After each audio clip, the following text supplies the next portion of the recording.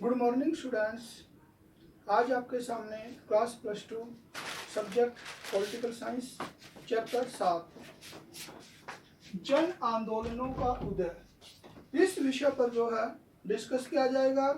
इस वीडियो में मैं आपको जो है 2 लॉन्ग क्वेश्चन समझाऊंगा जो काफ़ी महत्वपूर्ण होंगे, तो सभी बच्चों ने जो है ध्यानपूर्वक समझना है।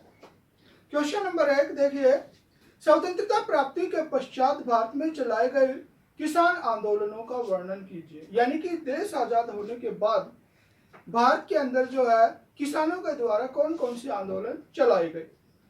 स्वतंत्रता प्राप्ति के पश्चात किसान आंदोलनों का जो वर्णन है इस प्रकार है। स्वतंत्रता प्राप्ति के पश्चात सरकार ने किसानों की दशा सुधारने और भूमि सुधारों के लिए अनेक योजनाएं बनाई। जैसे ही हमारा देश आजाद हुआ, देश के आजाद होने के बाद सरकार ने जो है किसानों की स्थिति को सुधारने के लिए, भूमि से संबंधित अनेक समस्याओं को सुधारने के लिए अनेक योजनाएं बनाई, लेकिन उन्हें यथार्थ के धरातल पर पूरी तरह से कार्यान्वित नहीं किया गया। योजना तो बना दी, लेकिन उन्हें जो है वास्तविक रूप से जो है अच्छी तरह लागू नहीं किया गया। इसके कारण किसानों की स्थिति में कोई परिवर्तन नहीं आया, जिसकी वजह से किसानों की स्थिति अच्छी होने की बजाय जो है और स्थिति खराब हो गई। उनकी स्थिति में कोई बदलाव नहीं आया, अतः उनमें असंतोष व्याप्त होने लगा। देश आजाद होने के बाद भी उनकी स्थिति में सुधार न आने की वजह से किसानों के अंदर असंतोष की भावना व्याप्त हो गई और किसान आंदोलन की राजनीति को बढ़ावा मिलने लगा, जिससे दूसरे दलों के द्वारा किसान आंदोलन को प्रोत्साहित किया जाने लगा। स्वतंत्रता के पश्चात कुछ प्रमुख किसान आंदोलन एवं उनकी राजनीति को प्रभावित करने की सक्रियता का उल्लेख निम्नलिखित रूप से किया जा सकता है। यानी देश आजाद होने के बाद भारत के अंदर जो किसान आंदोलन उभर कर सामने आए वे इस प्रकार हैं। तिभागा आंदोलन, यह आंदोलन जो है 1946 से 47 तक चला। यानी जो तिभागा आंदोलन है, यह आंदोलन मुख्य रूप से जोतदारों के विरुद्ध मंझोले एवं बटाईदारों का सामूहिक प्रयास था। तो ये 1946-47 के अंदर चला और यह मुख्य रूप से जोतदारों के विरुद्ध था। यानी बड़े बड़े जिनके पास ज्यादा जमीनें थी उनके विरुद्ध मंझोले और जो बटाईदार किसान हैं, जो बटाई पर जो जमीन को लेते हैं, उनका आंदोलन था। ये जोतदारों के विरुद्ध आंदोलन था। इसका मुख्य कारण सन 1943 में बंगाल में पड़ा भीषण अकाल था। और इसका मुख्य रीजन जो है 1943 के अंदर जो बहुत भयंकर अकाल पड़ा था वो इसका मुख्य कारण बना। इस आंदोलन के परिणाम स्वरूप कई गांवों में किसान सभा का शासन स्थापित हो गया। इस आंदोलन की वजह से बहुत से गांव के अंदर जो है किसानों ने अपनी सभा स्थापित कर ली।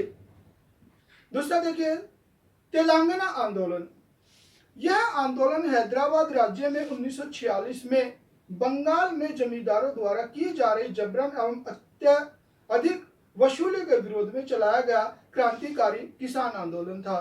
तो यह आंदोलन जो 1946 के अंदर चलाया गया था, बंगाल में जमींदारों द्वारा जबरन एवं अत्यधिक वसूली के विरोध, यानी कि बंगाल के अंदर जो किसानों से जबरदस्ती वसूली की जा रही थी और जिसकी वजह से ये क्रांतिकारी आंदोलन चला। तेलंगाना के किसानों की मांग यह थी कि देशमुख और नवाब जो वहां के जमींदार थे, तो जो तेलंगाना के जो किसान थे उनकी मांग यह थी कि जो वहां का बड़ा जमींदार था देशमुख और नवाब, यानी ये जो वहां के बड़े जमींदार थे, जो उनके साथ अनुचित करों की मांग कर रहे हैं, यानी छोटे किसानों के साथ जो है गलत मांग कर रहे हैं, अनुचित करों की मांग कर रहे हैं। बाद में उन्होंने यह मांग रखी कि उनके ऋण रद्द किए जाएं और उसके बाद इस आंदोलन के अंदर एक चीज और शामिल कर ली कि जो किसानों की ऋण है वे भी जो मतलब खत्म किए जाने चाहिए। यह आंदोलन लगभग 2.5 वर्ष तक चला। तो यह आंदोलन जो है लगभग 2.5 साल तक चला। इससे करीब 2000 गांव और 40 लाख की आबादी प्रभावित हुई। इससे 2000 गांव प्रभावित हुए, 40 लाख की जनसंख्या प्रभावित हुई। इसमें क्रांतिकारी किसानों ने 5000 गुरिल्ला सैनिक तैयार किए। यानी कि ये जो है एक प्रकार से क्रांति थी और इसके अंदर किसानों के द्वारा जो 5000 गुरिल्ला प्रणाली यानी कि छुप कर वार करने वाले सैनिक तैयार कर लिए और जमींदारों के विरुद्ध संघर्ष आरंभ कर दिया और बड़े जमींदारों के विरुद्ध जो है आंदोलन शुरू कर दिया, संघर्ष शुरू कर दिया। गुरिल्ला सैनिकों ने जमींदारों के हथियार छीन लिए। यानी कि छुप कर वार करने वाली प्रणाली के माध्यम से, गुरिल्ला प्रणाली के माध्यम से जो है किसानों के द्वारा जो है जमींदारों के हथियार छीन लिए गए और उन्हें भगा दिया गया और वहां से उन बड़े जमींदारों को वहां से भगा दिया। लेकिन भारत सरकार द्वारा हस्तक्षेप करने पर यह आंदोलन समाप्त हो गया। लेकिन भारत सरकार के द्वारा इसमें जब इंटरफेयर किया गया तो जब ये आंदोलन जो है खत्म हो गया। इसके बाद देखिए नक्सलवादी आंदोलन सन 1964 में साम्यवादी दल में फूट पड़ गई। यानी 19 साम्यवादी जो दल था उसमें 1964 के अंदर फूट पड़ने से इसके दो गुट बन गए। दोनों दलों के संसदीय राजनीति में व्याप्त होने के कारण इन दलों के सक्रिय और संघर्षशील कार्यकर्ता दलों से अलग होकर जन कार्य करने लगे। तो दोनों दल जो राजनीतिक में सक्रिय रहे, लेकिन इनके जो कार्यकर्ता थे वे दलों से अलग होकर उन्होंने जो है जनहित कार्य करने लगे, जनता के कल्याण के लिए जो ये कार्य करने लगे। सन 1967 में बंगाल में साम्यवादी दल की सरकार बनी और 67 के अंदर क्या हुआ कि साम्यवादी सरकार बनी। इसी समय दार्जिलिंग में नक्सलवाड़ी नामक स्थान पर किसानों ने विरोध कर दिया और पश्चिम बंगाल के जो दार्जिलिंग नामक स्थान है वहां पर नक्सलवाड़ी क्षेत्र है, वहां के किसानों ने जो है विरोध किया। नक्सलवाड़ी पश्चिम बंगाल में स्थित और यह पश्चिम बंगाल राज्य के अंदर है। यहाँ एक एक जोतदार था, बड़े किसान ने 250 एकड़ भूमि पर अधिकार रखा था। यानी कि वहां पर बड़े बड़े जोतदार थे जिनके पास 250 एकड़ जमीनें थी। भूमिहीन किसानों की स्थिति शोचनीय एवं दयनीय थी। जिनके पास भूमि नहीं थी उन किसानों की स्थिति बहुत खराब थी। 1969 में नक्सलवाड़ी नेता कानू सन्याल ने एक नई कम्युनिस्ट पार्टी की स्थापना की। तो 1969 में जो नक्सलवादी नेता था कानू सन्याल, उसके द्वारा जो है नई पार्टी कम्युनिस्ट पार्टी लेनिनवादी मार्क्सवादी पार्टी की स्थापना की गई और सशस्त्र कृषि क्रांति के द्वारा समूचे देश में समाजवाद की स्थापना की घोषणा की। और उसने ये कहा अगर मेरी पार्टी सत्ता में आ जाती तो पूरे देश के अंदर समाजवाद ला दूंगा। नक्सलवादी आंदोलन के कार्यकर्ताओं ने जोतदारों को मारा और उनकी ख्याति भी लूटी। यानी कि जो नक्सलवाड़ी जो नेता थे या किसान थे उन्होंने जो है बड़े बड़े जमींदारों को मार गिराया, उनकी ख्याति को बर्बाद कर दिया। यद्यपि पश्चिम बंगाल की सरकार ने इस आंदोलन को दबा दिया।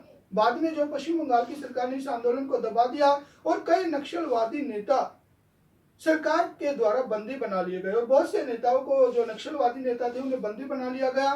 परंतु इस आंदोलन की प्रक्रिया पंजाब, उत्तर प्रदेश और कश्मीर में भी हुई। तो इस आंदोलन की वजह से दूसरे राज्यों के अंदर भी ये प्रक्रिया आरंभ हो गई। जैसे पंजाब है, उत्तर प्रदेश है, कश्मीर है, वहां पर भी जो है ये आंदोलन शुरू हो गया। यह आंदोलन तेजी से देश के अन्य क्षेत्रों में भी फैल गया। धीरे धीरे करके देश के बहुत से क्षेत्रों के अंदर फैल गया। केंद्र सरकार का ध्यान इस तरफ आकर्षित हुआ। तो केंद्र सरकार का ध्यान नक्सलवाड़ी आंदोलन की तरफ आकर्षित हुआ क्योंकि सन 1948 के बाद वह किसानों का मुख्य हिंसक आंदोलन था। तो 1948 के बाद जो आंदोलन चले थे किसानों के, उनमें सबसे महत्वपूर्ण हिंसक आंदोलन यह था। और यह ऐसे समय में हुआ था जब पश्चिम बंगाल में मार्क्सवादियों की सरकार सत्तारूढ़ थी और ऐसे समय के अंदर हुआ था जब सरकार जो पश्चिम बंगाल में मार्क्सवादी सरकार थी, उस समय ये वहां पर हुआ था। इसके पश्चात भी समय समय पर किसान अपने हित के रक्षा के लिए आंदोलन करते रहे। यानी नक्सलवाड़ी आंदोलन के बाद किसान समय समय पर अपने हितों की रक्षा के लिए बहुत से आंदोलन चलाए। पिछले कई वर्षों से कपास के दामों में गिरावट आने के कारण कपास उत्पादक राज्यों गुजरात, महाराष्ट्र, पंजाब आदि के किसानों में असंतोष फैल गया। इसी तरह जो बाद में कपास के दामों में गिरावट, यानी कपास की जो फसल है उसमें कम कीमत होने से, गिरावट आने से बहुत से राज्यों के अंदर जैसे महाराष्ट्र है, गुजरात है, पंजाब है, इन राज्यों के किसानों के द्वारा जो है असंतोष की भावना व्यक्त हो गई और उन्होंने जो आंदोलन चलाए। सन 1987 में गुजरात के किसानों ने सरकार का विरोध करते हुए राज्य विधानसभा का घेराव करने की योजना बनाई। तो इसी तरह जो 1987 के अंदर जो गुजरात के किसानों के द्वारा जो है सरकार का विरोध करते विधानसभा यानी गुजरात विधानसभा का घेराव करने की प्लानिंग की, योजना की। भारतीय किसान यूनियन भी समय समय पर गेहूं के भाव बढ़ाने तथा खाद आदि की कीमतों में कमी करने के लिए आंदोलन करती रहती है। तो यानी भारतीय किसान यूनियन है ये जो समय समय पर आंदोलन करती है कि जब भी गेहूं की कीमत बढ़वानी है या जो खादों के अंदर जो खाद डाली जाती है खेतों के अंदर फर्टिलाइजर्स, उनकी कीमत करवानी है, कम करवानी है, तो समय समय पर ये जो आंदोलन करते हैं। परंतु यह बात ध्यान देने योग्य है कि स्वतंत्रता प्राप्ति के पश्चात भी देश में किसानों की स्थिति में कोई सुधार नहीं हुआ। लेकिन इस बात की तरफ ध्यान देने योग्य है, यानी कि इस बात की तरफ नजर करने योग्य है कि देश आजाद होने के बाद भी जो भारतीय किसान है उनकी स्थिति में कोई सुधार नहीं है। अधिकतर किसान आंदोलन असफल रहे हैं और ज्यादातर जो किसान आंदोलन हुए वे ज्यादा सफल नहीं हो पाए हैं, जिसके कारण मुख्य किसानों के आंदोलन के संगठन पे कमी। और इसका मुख्य कारण जो किसानों के जो आंदोलन है उनका संगठन नहीं है, किसानों में अज्ञानता और अंधविश्वास, और किसानों के अंदर अज्ञानता है, अंधविश्वास है और अच्छी जो उन्हें योग्य नेता का अभाव है, जिसकी वजह से इनके आंदोलन जो है ज्यादा सफल नहीं हो पाए हैं। अब देखिए क्वेश्चन नंबर 2, भारतीय समाज में महिलाओं की निम्न स्थिति के कारणों का उल्लेख कीजिए। हमारे देश के अंदर जो भारतीय समाज के अंदर महिलाओं की जो कमजोर स्थिति है, इसके क्या कारण है।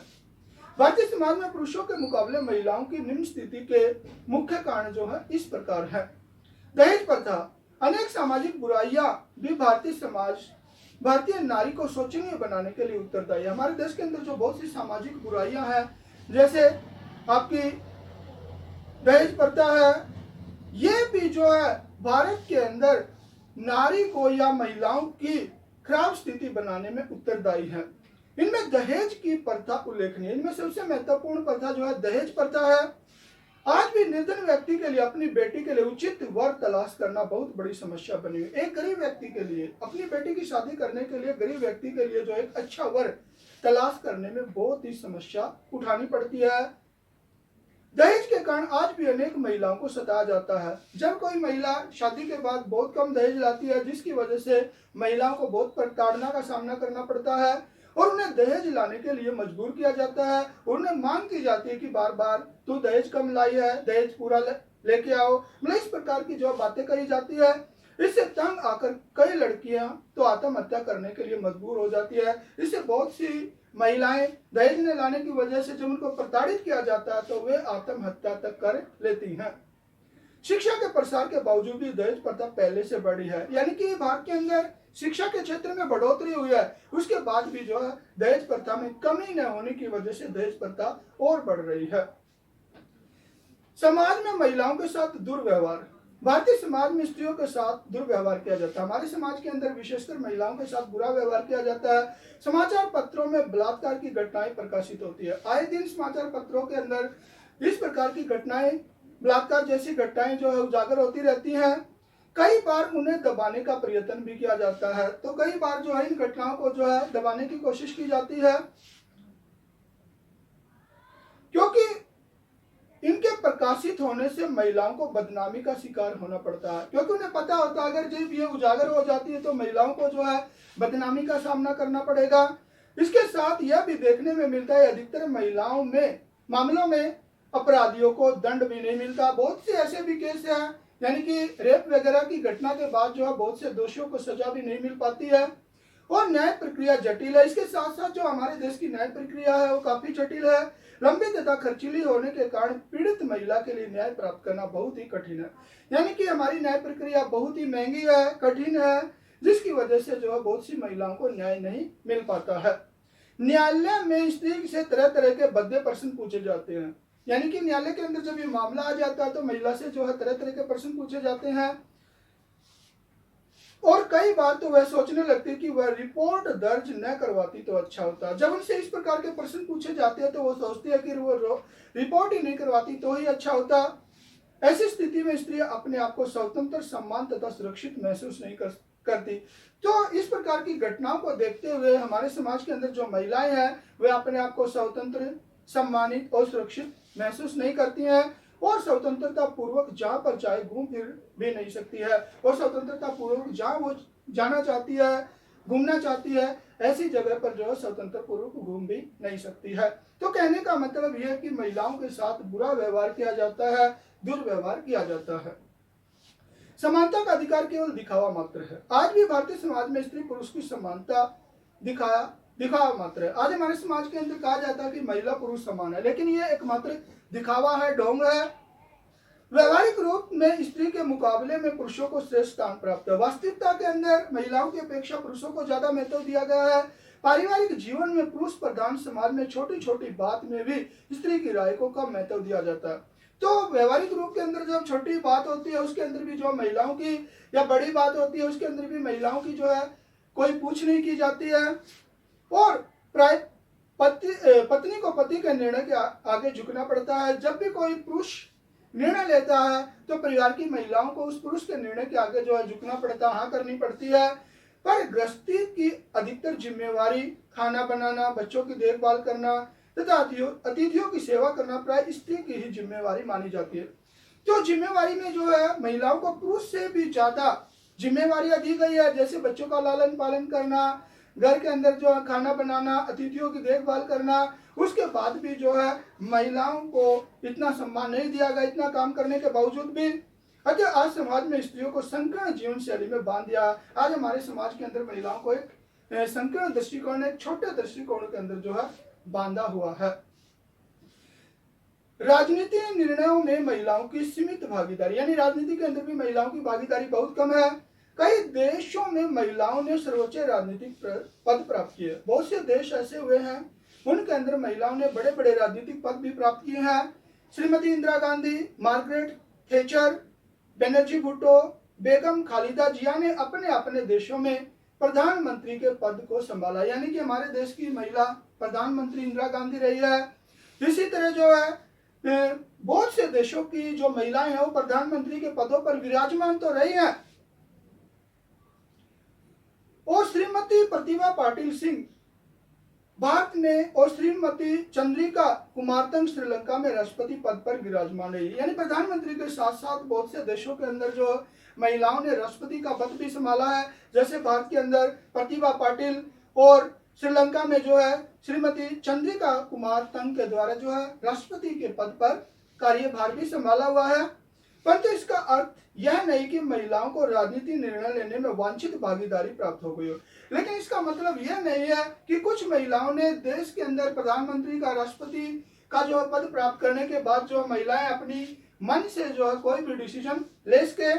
अभी भी महिलाओं को विधान मंडलों में उचित प्रतिनिधित्व नहीं मिल पाया है। आज भी हमारे देश के अंदर लोकसभा के अंदर महिलाएं जो केवल 10-12% तक ही पहुंच पाई है, और राज्यों की विधानसभाओं में तो महिलाएं जो केवल 5% तक ही पहुंच पाई है। यानी कि कहने का मतलब आज जो है संसद के अंदर, राज्य विधान सभाओं के अंदर जो है पुरुषों का ही वर्चस्व बना हुआ है।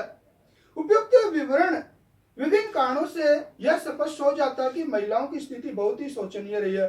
तो इस वर्णन से जो है साफ जाहिर होता है कि आज भी जो महिलाओं की स्थिति जो है शोचनीय है। यद्यपि संविधान द्वारा महिलाओं को पुरुष के समान अधिकार दिए गए हैं, और हमारे संविधान के अनुसार जो है या संविधान के अंदर जो महिलाओं को पुरुषों के बराबर अधिकार दिए गए हैं, इसके बावजूद भी महिलाओं की स्थिति में अधिक परिवर्तन नहीं आया। इतना होने के बाद भी, यानी संविधान के अंदर कहने के बाद, लिखने के बाद भाई महिला और पुरुष बराबर है, हमारे देश के अंदर जो है महिलाओं की स्थिति शोचनीय बनी हुई है, जो एक बहुत ही दुखद विषय है। तो बेटा आज आपके सामने जो है 2 लॉन्ग क्वेश्चन समझा दिए हैं। ये सभी बच्चों ने ध्यानपूर्वक सुनने हैं और याद करने हैं। धन्यवाद।